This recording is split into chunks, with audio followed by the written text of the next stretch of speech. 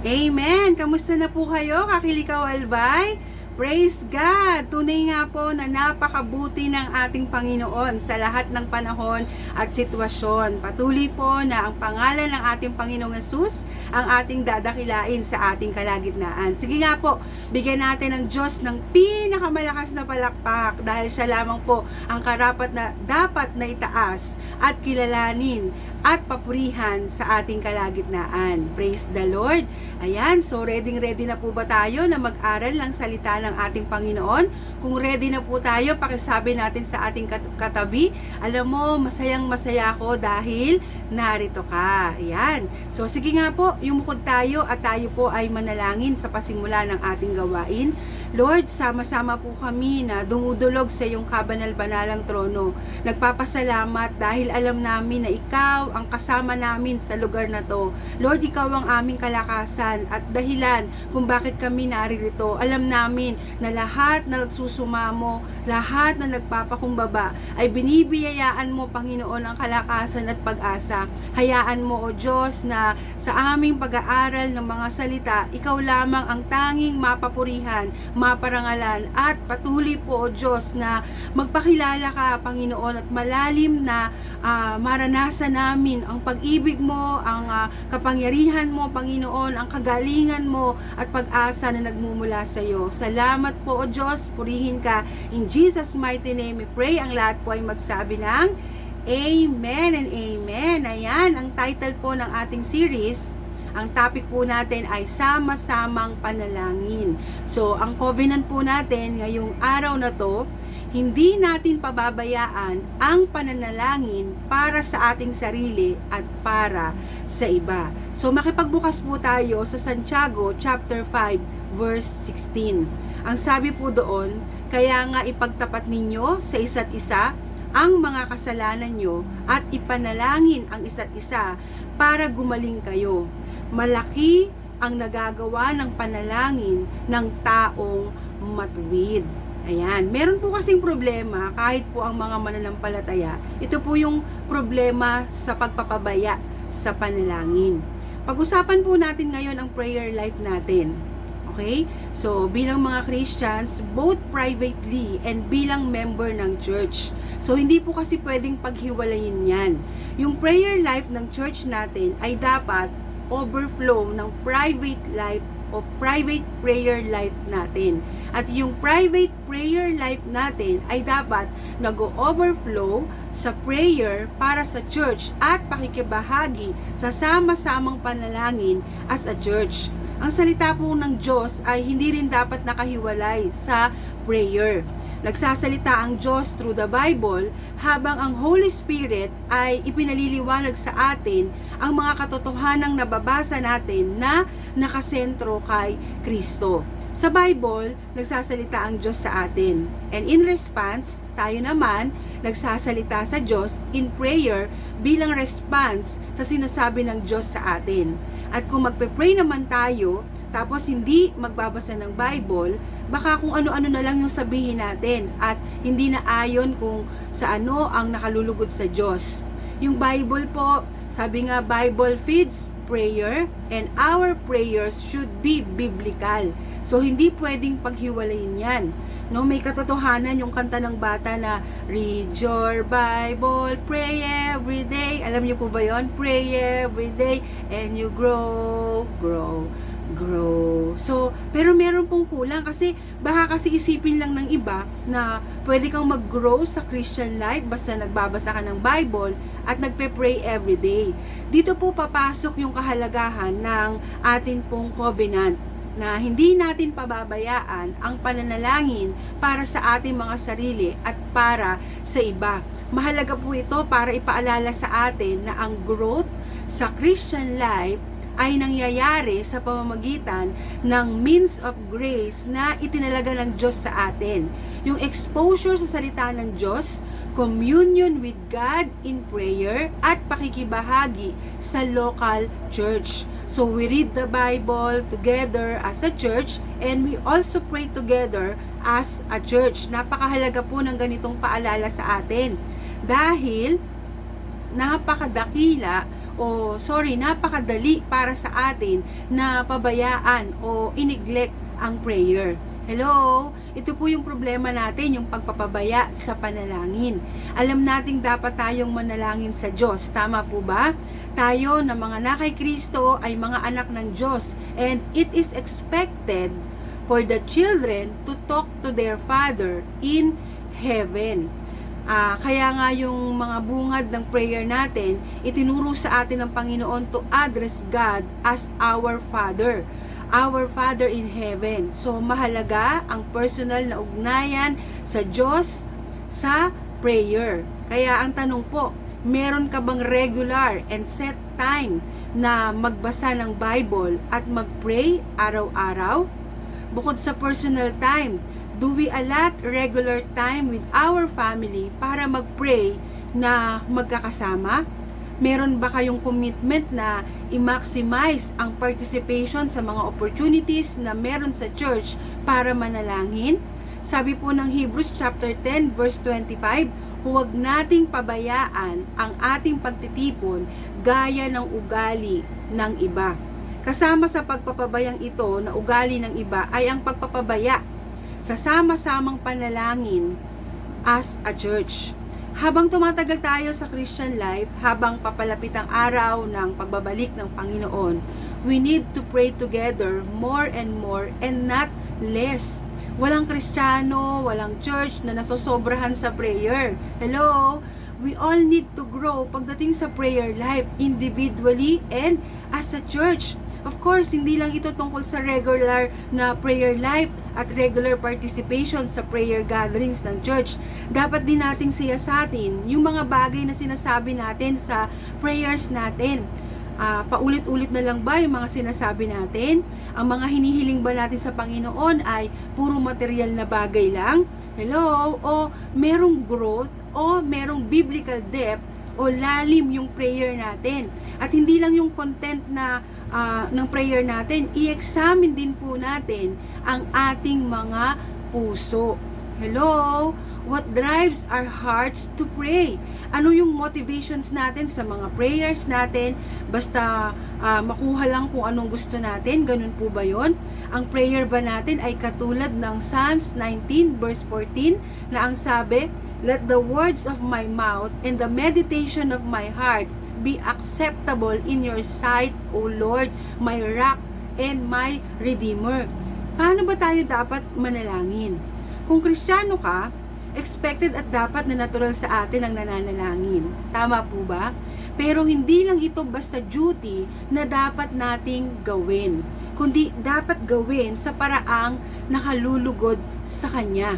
Ano ang kalakip ng panalangin kalugod-lugod sa Diyos at Kanyang pinakikinggan? So, eto po yon, yung kalugod-lugod at pinakikinggan ng Diyos na panalangin. Una, dapat mula sa puso tayong tumatawag sa nag-iisang tunay na Diyos lamang, na siyang nagpapahayag ng Kanyang sarili sa Kanyang salita para sa lahat ng inuutos niya sa ating ipinananalangin. Dapat daw po totoo sa puso, taos sa puso. Pangalawa, kinakailangan lubos-lubusan nating kilalanin ang ating pangangailangan at kapighatian. Diba? Paalala po sa atin, dapat every time na tumatawag tayo sa Diyos, alam natin kung nasaan tayong kalalagayan. Nang sa gayon, nagpapakumbaba po tayo sa harapan ng Diyos. Pangatlo po, dapat tayong manangan sa matibay na sandigan na ito, na kahit hindi tayo karapat-dapat, ang Diyos ay tiyak na pakikinggan ang ating panalangin alang-alang kay Kristo na ating Panginoon, tulad ng Kanyang ipinangako sa atin sa Kanyang salita. So kaya paano ba tayo dapat manalangin? No? Manalangin tayo ng sang-ayon sa salita ng Diyos. Ito po yung una. Ang panalangin ay ang salita natin na sinasabi sa Diyos. Totoo po yan. Pero hindi yan ang pangunahin about prayer. Ang prayer ay response natin sa salita ng Diyos. Ang Diyos ang unang nagsalita. Ang Diyos ang naunang nagpapahayag ng Kanyang sarili sa atin. Inilapit ng Diyos ang sarili niya sa atin bago pa tayo lumapit sa Kanya. So, walang prayer life kung walang revelation from God. So, kailangan po talaga yung panalangin natin ay ayon sa salita ng Diyos. Nagbabasa tayo ng salita ng ating Panginoon. Amen po ba? Number 2, manalangin bilang tugon sa gospel. Kasi maraming beses po na we feel guilty dahil kulang ang prayer life natin. And some of you may be feeling guilty right now kasi kulang tayo sa panalangin o hindi tayo nakikisama sa panalangin o wala tayong panalangin. Pero tandaan natin na ang pagtanggap sa atin ng Diyos ay hindi nakadepende sa quality ng prayer life natin o sa anumang katangian na nasa atin. Kaya nga sinasabi natin sa dulo ng ating prayer, in Jesus' name, Amen. Pagkilala yon na makakalapit tayo sa Diyos, matatanggap ng Diyos ang mga panalangin natin at matatanggap natin ang sagot ng Diyos sa prayers natin dahil sa ginawa ni Kristo para sa atin. Ipinapaalala sa atin ng gospel na makakalapit tayo sa Diyos sa panalangin. Hindi dahil sa anumang taglay nating kabutihan o katuwiran, kundi dahil lamang kay Kristo at sa kanyang sakripisyong ginawa sa krus para sa atin. Nakuha po ba natin? Pangatlo, manalangin na may kababaang loob. So, mahalaga po na tayo ay nagpapakumbaba. Kasi, totoo yung in Jesus' name ay nagbibigay sa atin ng boldness na lumapit sa Diyos in prayer. Pero yung boldness na ito ay dapat may nakaakibat na kababaang loob o humility. By definition, every prayer must be a humble prayer. Kasi, inaamin natin na kailangan natin ng Diyos. Kailangan natin ang tulong ng Diyos. Kailangan natin ang pagpapatawad ng Diyos, ang habag ng Diyos, ang karunungang galing sa Diyos. Prayerlessness is prideful arrogance. Kasi kapag hindi nagpe-pray ang isang Christian, parang sinasabi natin ganito sa Diyos, even without saying it out loud. Kahit hindi talaga natin sinasabi ng malakas, pero kapag hindi nananalangin ng isang Kristiyano, parang sinasabi natin, I don't need you, Lord. Hello? Hello? Na parang sinasabi natin, I can live my life just fine without you. Na parang kapag hindi tayo nagpe-pray, no po, parang sinasabi natin, kaya na nating mabuhay kahit wala ang Panginoon. At kung mananalangin man tayo sa Diyos, pero ang focus ng prayer natin o basis ng confidence natin sa prayer, okay, ay nasa sarili natin, para tayo yung Pharisee o yung mga Pariseyo na ang tiwala ay nasa kanyang sariling katwiran sa parable na ikinuwento ni Jesus sa Luke chapter 18 verse 11 and 12. Sabi niya, Diyos, pinasasalamatan kita. No, ganito yung panalangin ng nagyayabang o kapares ng sa Pariseyo. Diyos, pinasasalamatan kita na hindi ako gaya ng ibang mga tao na mga mangingikil, mga di makatarungan, mga mangangalunya, o gaya man ng maniningil ng buwis na ito. 2 ulit akong nag-aayuno sa isang linggo. Nagbibigay ako ng ikapo sa lahat ng aking kinikita. So para bang pinangangalandakan sa Diyos ang kabutihan niya at feeling entitled na pakinggan siya ng Diyos dahil doon. Oo nga, meron tayong karapatan na lumapit sa Diyos because of Christ. Pero it doesn't mean na feeling natin ay uubligahin o uutusan na natin ang Diyos sa mga prayers natin. Tandaan po natin, we don't command God in prayer kasi siya ang Diyos, siya ang hari. So we humbly request, lalapit tayo sa Kanya na merong puso na nagpapakumbaba tulad ng tax collector sa parable ni Jesus na ang panalangin niya, di ba? Diyos, mahabag ka sa akin na isang makasalanan. Na sinasabi ng Psalms 51 verse 17, the sacrifices of God are broken spirit, a broken and a contrite heart. O God, you will not despise. Diba? Sabi ng Isaiah chapter 66 verse 2 po yan. So, all these things my hand has made, and so all these things came to be, declares the Lord.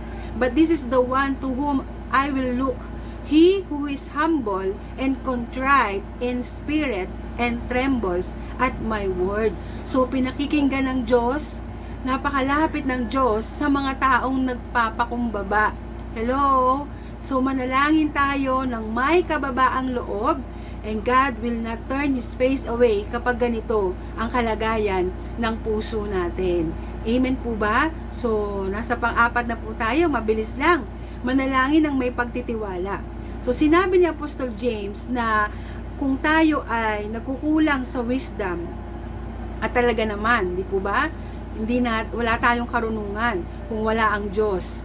Sabi gano'n ni James, sa James chapter 1, verse 5 to 6, let him ask God, who gives generously to all without reproach, and it will be given him, but let him ask in faith with no doubting. So, hindi pinag-uusapan dito kung gaano kalaki ang pananampalataya na kailangan natin. Ang mahalaga ay nandoon ang reality ng faith. Yung totoo yung pananampalataya.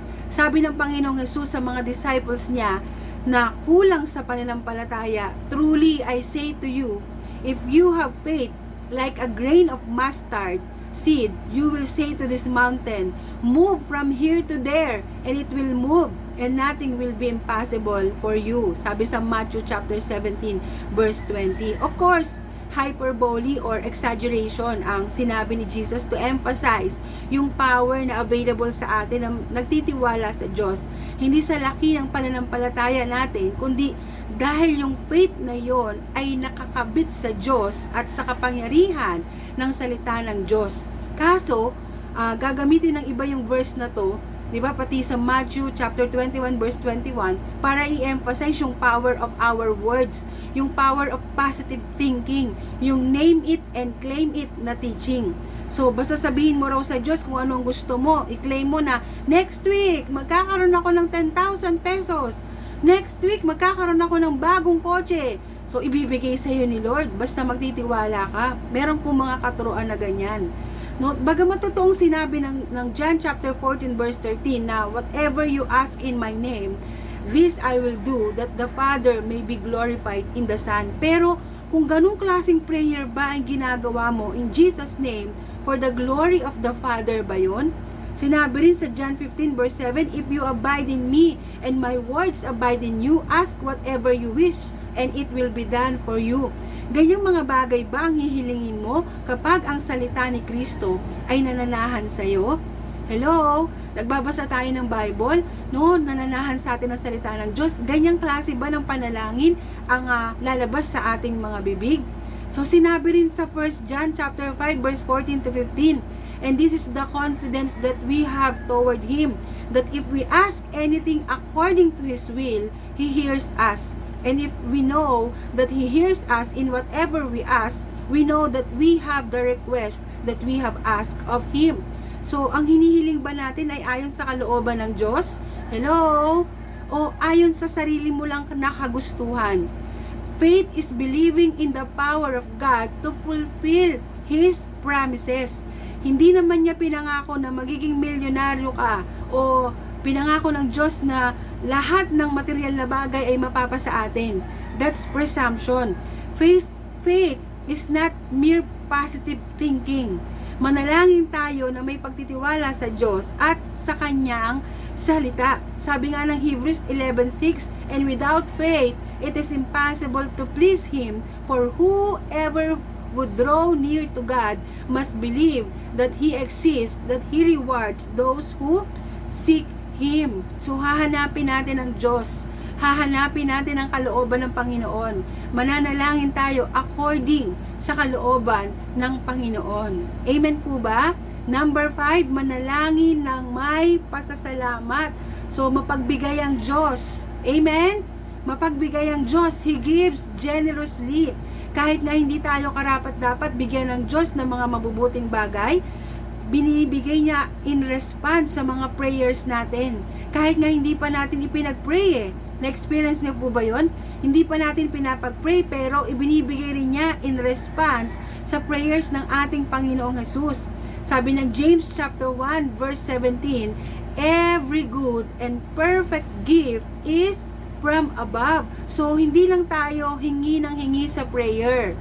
dapat matuto tayo na magpasalamat and be joyful kahit sa mga panahon na hindi pa natin lubos na natatanggap yung mga hinihiling natin sa prayers natin. Sabi ng 1 Thessalonians chapter 5 verse 16 to 18, rejoice always, pray without ceasing, give thanks in all circumstances, for this is the will of God in Christ Jesus for you. Sabi pa ng Colossians chapter 4 verse 2, continue steadfastly in prayer, being watchful in it with thanksgiving. No, bukod sa prayers bago kumain, do you thank God for answering your prayers? Sabi nga, bukod sa nananalangin tayo kapag may kainan na, do you thank God for your salvation? Do you thank God for your life, for your marriage, for your church, for your family? Nagpapasalamat ka ba sa Diyos sa lahat ng spiritual blessings na tinatanggap mo dahil kay Kristo? So kaya mga kapatid, paano natin dapat ipinapanalangin ng church? Manalangin kasama ang church. Manalangin para sa church. Okay, sabi ng Ephesians chapter 6 verse 18, manalangin kayo sa lahat ng pagkakataon, humiling at sumamo sa patnubay ng Espiritu, lagi kayong maging handa, patuloy na ipanalangin ang lahat ng hinirang ng Diyos. So ito po ang kalooban ng Panginoon. Hindi lang tayo nagpe-pray mag-isa sa bahay natin. Hindi lang tayo nagpe-prayer devotion sa bahay namin. Kailangan ang mga magkakapatid sa mananampalataya, ang church, dapat po meron tayong pagtitipon sa church, meron tayong prayer meeting.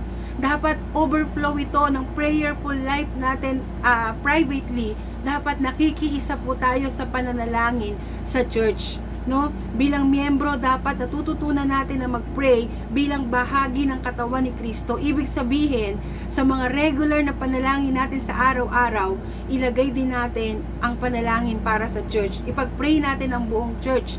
Okay? At sabi nga, maging faithful tayo sa pananalangin dito. At meron tayong separate na araw na nananalangin sa church bukod sa Sunday service. Kasi ito nga po ang backbone ng church. Ito nga po yung susi para lumago ang simbahan, para yung panalangin natin ay sabi nga ay maging mapalakas ang pananalangin ng bawat isa. Dapat sama-sama tayong pray ng pray ng pray ng pray. Wala pong nasusobrahan sa prayer. Marami po nagkukulang at nagpapabaya. Kaya paalala po sa atin ngayong araw na to, sama-sama tayong mananalangin. Amen po ba? Hindi tayo magpapabaya sa prayer sa sarili natin at panalangin o prayer para sa church.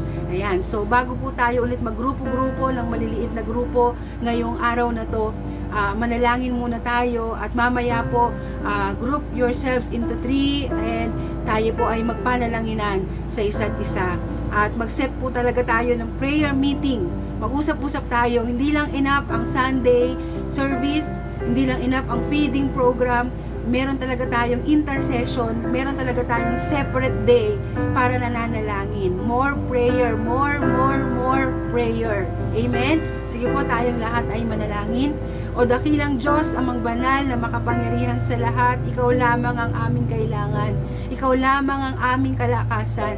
Ikaw po ang iyong banal na spirito ang nagtutulak sa amin para magpatuloy sa gawain, para magbantay sa pananalangin. Lord, tinawag mo kami bilang mga tagapamagitan, bilang mga tagapagbantay sa pananalangin. Kami ay mamagitan sa panalangin sa bawat pamilya, sa aming mga mahal sa buhay, sa aming mga kapitbahay, sa aming bansa, Panginoon. Lord, salamat Panginoong Jesus, dahil hindi kami marunong manalangin, subalit ikaw, ang iyong banal na spirito ang naglalagay sa amin kung ano-ano ang mga dapat naming ipanalangin. Lord, hindi base sa sarili lang namin o kagustuhan namin, kundi naaayon sa iyong mga salita. May pagpapakumbaba, may pagpapasalamat, may pagpapasakop, Panginoon, sa iyong kalooban. O Lord, narito po kami, itinataas ka, Panginoong Jesus, at hayaan mo na patuloy po, God, na ang Kilikaw Albay ay pagpapalain at palalaguin mo. Sa iyo lamang po aasa, hindi sa tao, dahil hindi ito gawa ng tao, kundi ito ay kalooban mo. Sa iyo ang papuri, pasasalamat at pagsamba. Sa tanging pangalan mo, Panginoong Jesus, ang lahat po ay magsabi ng Amen and Amen. Mga kapatid na nariyan, na patuloy na masisipag sa gawain ng Diyos, hindi po mawawalan ng kabuluhan ang lahat ng ating pagtatanim, lahat ng lumuluha sa panalangin, hahayaan po ng Diyos na aani tayo ng may kagalakan. Amen po ba? Huwag tayong susuko, patuloy po tayo sa gawain ng Panginoon. Glory to God, praise God, mabuhay po tayong lahat. Amen and amen.